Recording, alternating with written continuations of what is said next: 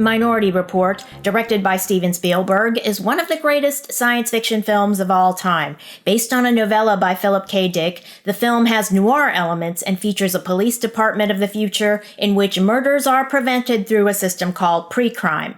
It's a predictive system that supposedly can stop murders before they happen. The murders are foreseen in visions by 3 individuals with unique mental abilities.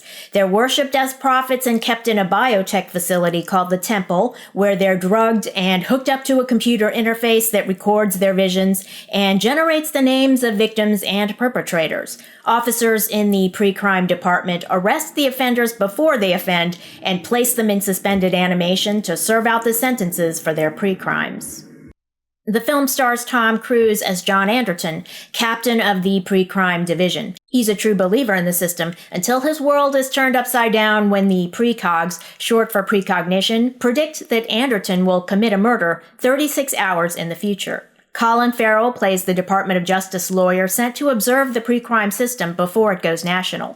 His character is a former seminary student who's skeptical of the system. He understands why Anderton is running. It's because Anderton believes he's innocent of the Precrime.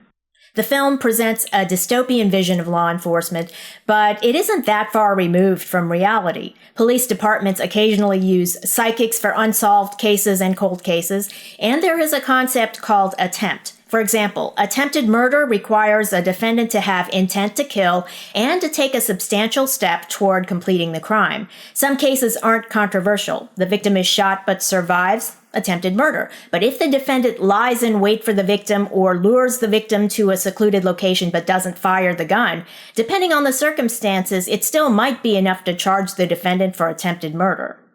So the charging system presented in this movie doesn't seem surreal or improbable. The film is dystopian, in my view, because of the role played by the precogs. As it turns out, their visions don't always agree with each other. There are 3 of them. The most gifted is Agatha, who sometimes has a different vision. This is called the Minority Report. Until Anderton was accused of a pre-crime, he didn't know that a Minority Report existed because the system erases the Minority Report as soon as Agatha generates it.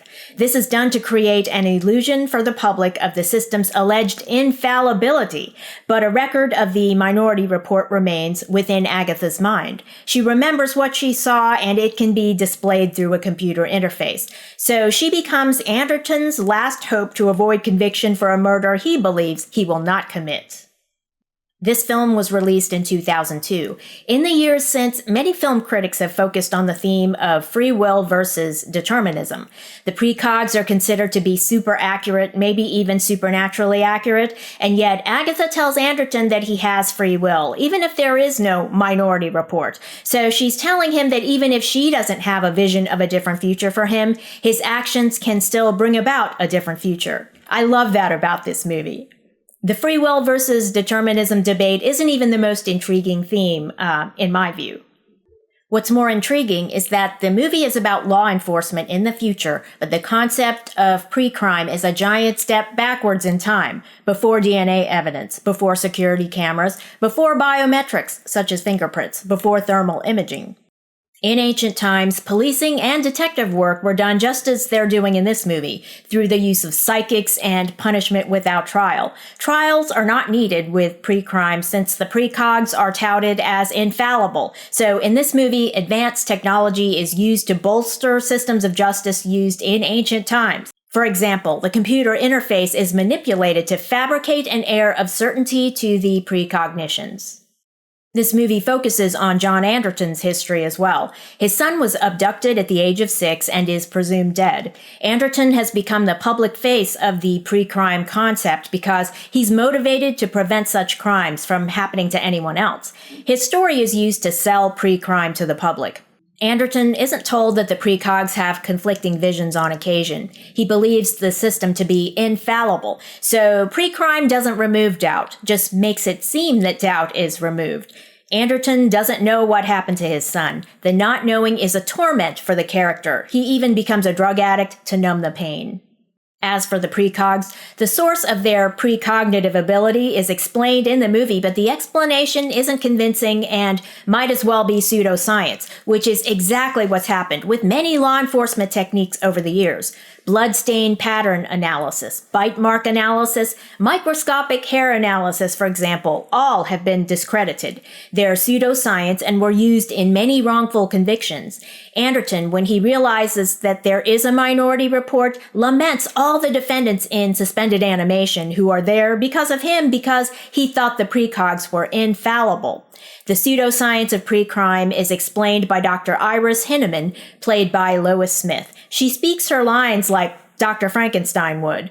Minority Report has scenes of the wreck that Anderton's life became after his son's disappearance, so it's not always a comfortable watch. I had to look away from the screen sometimes, especially the scenes with the doctor, which take place in a filthy medical lab. So those scenes don't set out to be likable, but there are plenty of chase sequences, one of them on a futuristic highway.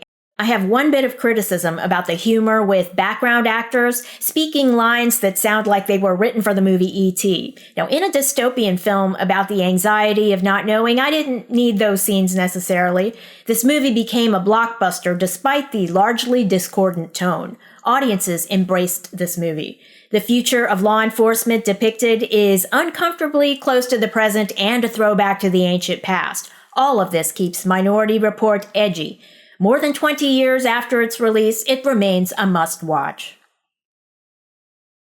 Thanks for watching, and if you enjoyed this video, leave a like and don't forget to subscribe.